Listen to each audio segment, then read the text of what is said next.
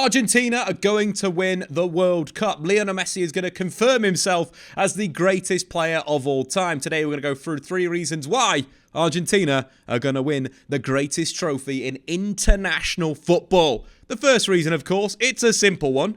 It's Lionel Messi, the greatest player of all time, the GOAT. But for Argentina, since Scaloni has taken over as manager, Messi has been in red-hot form. Argentina won the 2021 Copa America, beating Brazil in the final. But through the tournament, Messi was in ridiculous form, directly involved in 9 goals in just 7 games, averaging 4 shots and 3 chances created per game. Scaloni's found a way to get the best out of Lionel Messi, and it's a little bit similar to maybe how Luis Enrique used him for the treble-winning Barcelona team. So tactically, Argentina are setting up in a 4-4-2. Defensively, though, Lionel Messi isn't doing too much work. His strike partner, either Julian Alvarez or Lautaro Martinez, will do Messi's running for him. The rest of the side will be sat in an aggressive 4-4-2 defensive shape, meaning that Messi can simply sit and wait for his teammates to find him with the ball on the counter-attack. We all know how good Messi is with free space,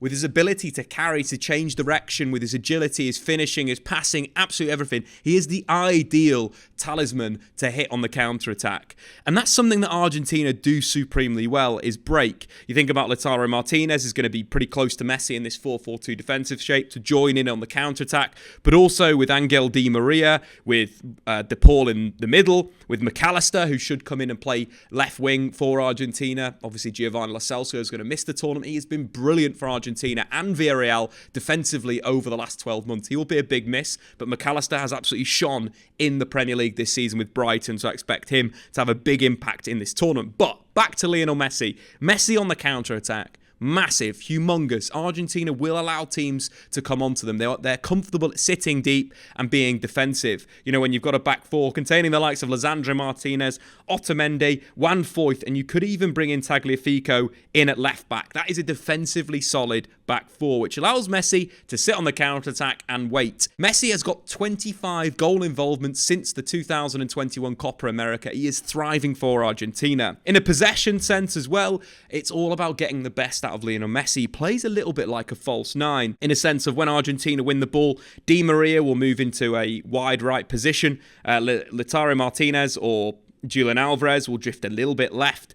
Paredes will drop down, Rodrigo De Paul and McAllister will tuck in, and they'll basically become a 4-3-3 shape with a little bit of a back three on the right-hand side, and the left back usually has a lot more license in the final third. But again, getting Lionel Messi with players around him, with bodies to play off, with people to run off him, really gets the best out of the Argentinian legend. So tactically it makes sense. Statistically it makes sense. We can see a number of games that Messi played for Argentina over the last few years where he has simply taken control of the game. This match against Ecuador in the Copa America on the way to the final, and a goal and 2 assists. But look how much he is involved in the game. Incredible statistics. 8 shots, 5 chances created in the match. And tactically, we can have a look at the shape that Argentina kind of evolved to. You know, a 4-4-2 in defence. Again, we mentioned before, a 4-3-3 in attack.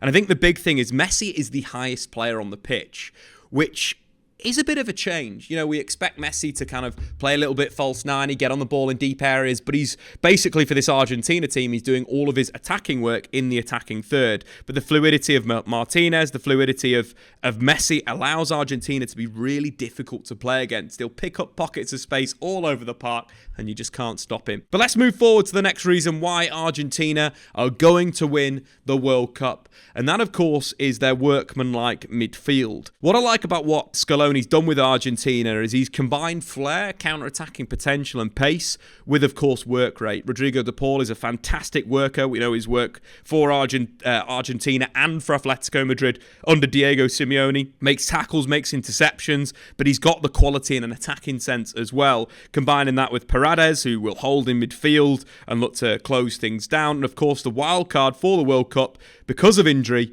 is McAllister. And we know that he's become a really good Premier League player. He's adjusted to life in the Premier League superbly. We can look at the statistics against the United Arab Emirates in the recent friendly leading to the World Cup, just to see his impact on the ball. Completed 100% of his passes, 26 out of 26, 2 key passes, 1 assist. We know from the Premier League as well, he offers a bit of a goal threat as well. This season, 5 goals in 14 games for Brighton. He's winning around 5.8 duels per game, which is, very, very good statistics. 3.1 tackles, 1.4 interceptions. He's basically going to play this hybrid role, and this hybrid role I think is very, very important for Argentina. Defending out wide left in a 4-4-2, but then moving back inside to get on the ball. And we know that McAllister can do that. Was fantastic under Graham Potter, but under De Zerbi, again, he's elevating his game. And that's one of the big reasons. I think this midfield and this midfield strength is a big area where Argentina are really going to, be aggressive and challenge people. Angel Di Maria as well seems to be perfectly suited for this other role. We talk about Di Maria as probably his best ever football was playing in a 4-3-3 for the La Decima team, where he would play in a 4-3-3, get on the ball deep in midfield, but then defend Ronaldo's wing when Real Madrid were defending, creating a 4-4-2 shape. So he's vastly experienced in this role. He, of course, scored the winner in the Copa final with a great finish, making a run from that side in a quick transition. And that is kind of the last reason why I feel this Argentina team are going to win the World Cup. Big games, they don't hide. They're aggressive, they're physical, and the gamesmanship is something that I think is very, very good. The only one concern I'd have with Argentina is if they get a man sent off in a big game, in a final, in a semi-final. That's the only thing that could cost them. But they dealt with Neymar supremely well in the Copa final. There was 5 yellow cards committed by Argentina against Neymar. They were very, very rough with him. And I think the big thing with Neymar is if you get under his skin, if you're physical with him, he starts to lose his head. And that's what Argentina did. They moved it around. Someone would pick up a yellow card, then another teammate would come and foul him. And I feel like that, of course, it is on the limits of the game, but Argentina killing the opposition's biggest player, massively, massively important.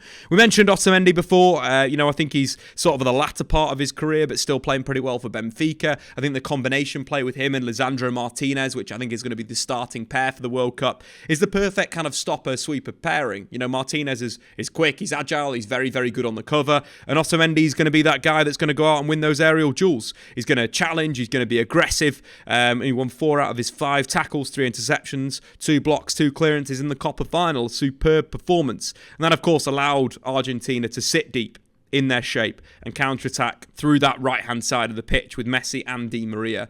And, of course, that is a big reason why Argentina are going to win it. They're going to be super aggressive defensively. They're going to foul people. They're going to be horrible to play against. But they've got the quality. 16 goals and 2 assists in his last 19 games for Argentina. Yes, the Copa final, he had a chance right at the end, probably could have scored, was a little bit anonymous in that match, but Argentina were playing defensively. They countered through him. He was the linchpin in those moves. 16 goals, 2 assists in the last 19 games for Argentina. As we mentioned before, on the Copa, 4 goals and 5 assists in 7 games. This is Messi's Argentina. This is the time that they're going to win the trophy. And they're my favourites for the tournament. Guys, get into the comments below. Who are your favourites for the World Cup? I'm going Argentina, but of course I've seen a lot of Brazils. I've seen a few Englands, seen some Serbias. Let me know in the comments below. I've been Statman Dave. Subscribe if you're new. We'll see you later.